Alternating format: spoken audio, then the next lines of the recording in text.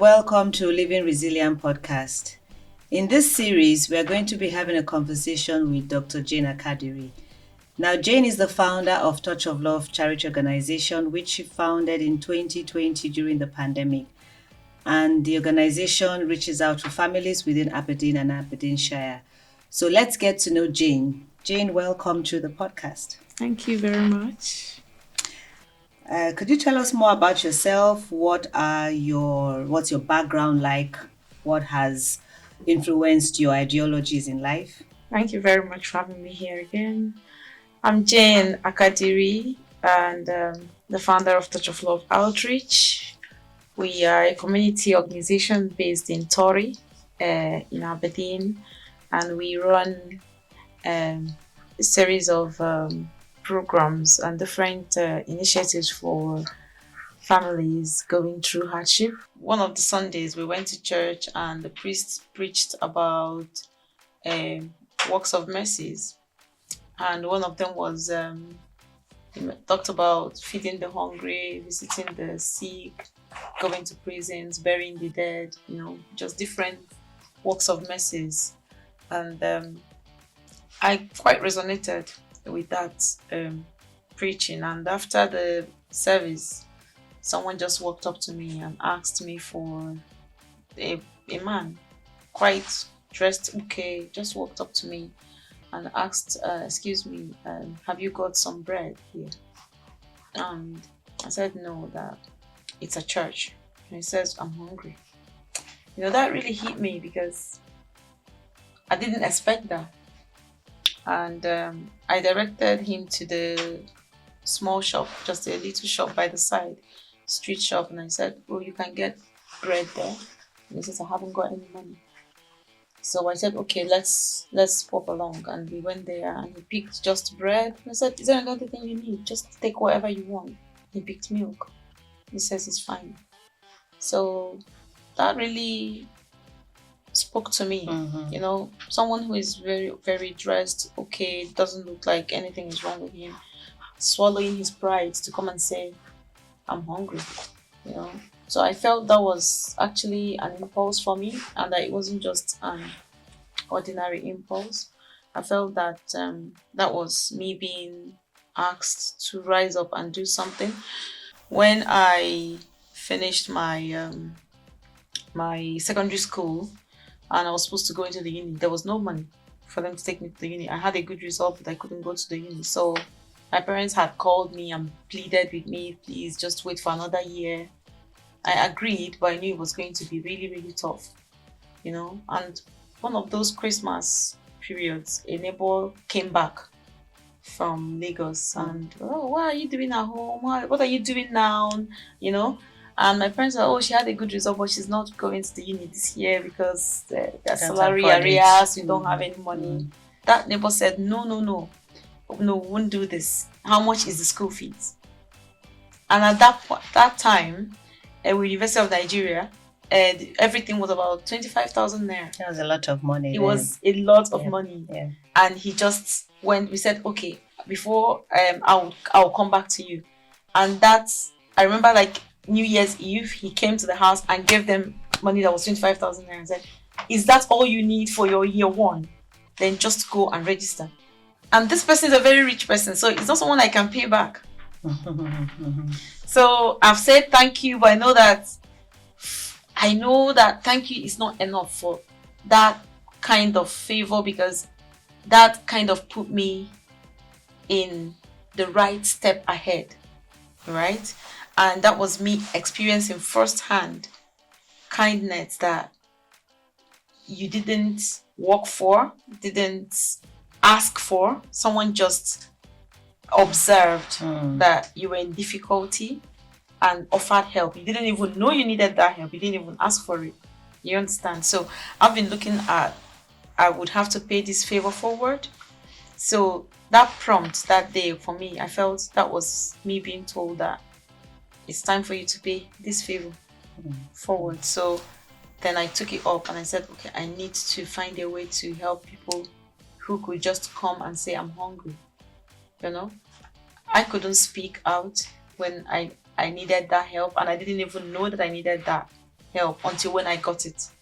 But if people are able to recognize that they need help, I Okay. should be able to offer Yeah. some help. Yeah. So that was how we started Touch of Love. Has there any been sorry, is there any a point where you wanted to like give up? Like I can't go on with this. I just want to stop this. Have you ever gotten to that point?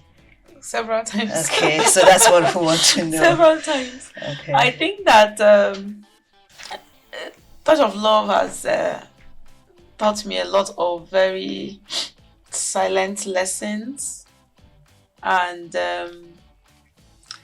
I would say there's so much in terms of frustrations that if you look at it, you would probably say, It's not worth it. I don't want to was do it this, anymore. did I know when I signed up for this? Really? So what sort of frustrations? That's the juicy thing I want to pick out. Okay. And then how did you manage those frustrations? Because you're still going, you're still growing and growing. Yeah. I would say that for us, when we started, well, when I started Touch of Love, I felt that everyone who started it with me was going to be there forever. You know, we had a very small, fantastic community of persons that shared the dream. They wanted to just run with it, and we started off, and different things started happening. I think COVID created that false illusion that everybody with me at that time was going to be there forever, because we all stayed, we're all focused full time on getting food across, helping people, looking for food donations, and we built this very lovely small team. But after COVID, people needed to go back to work. People needed to relocate because their jobs were no longer there. But you didn't give up. You weren't ready for it. Yes, you felt you were standing alone. Your support, people that started with you left. Yeah. But you didn't throw in the towel. So what happened? Why? What kept you going? Okay. I would say that sometimes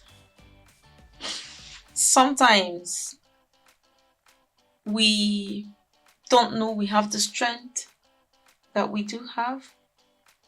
Sometimes we don't know that we have the resilience or the determination, and I feel that at every point in life, when life stretches us so much, our elastic limit becomes it wouldn't exceed it. It would probably be strengthened and strengthened and strengthened. So you find out that what you could have cried about 3 years ago, you look at it today and just shake your head, and that's because you've grown that mental muscle to take in even unexpected news or unexpected events. Sometimes life molds you. You see the good, the bad, the ugly, that over time nothing becomes a surprise to you. You feel like, what's the next best alternative? I think with Touch of Love, I've grown to look at situations with what's the next best alternative when things don't work the way I expected, because a good number of times they don't work the way I expected. I think that in life there will always be a problem. A lot of times there are some very overwhelming days for me where, as I'm driving down the road, I tell myself, everybody in these cars passing me have got a problem. Of course, definitely. You understand? Yes. And that helps me to tell myself, so if all these cars are passing me, everybody has got a problem, then I'm not different. Everyone has so that problems. helps me to cope. And I'm also, like I said, being strong doesn't mean that you should be alone. I see a lot of people thinking that they can do it alone. And because it's a journey, because we are human beings and every human craves for another human that they can speak to, they can rub minds with, they can, so you need a support system. You need people who can tell you on the rainy days, don't worry, it will soon become sunny. And I think that with this journey, I've been blessed with lovely volunteers, team members whom I'm not afraid to cry in their presence. I'm not afraid to go down and say, look, I'm struggling. Or look, my daughter has just spoiled my day. Or I've got this email that I'm not able to cope with. I'm not, we are true to each other.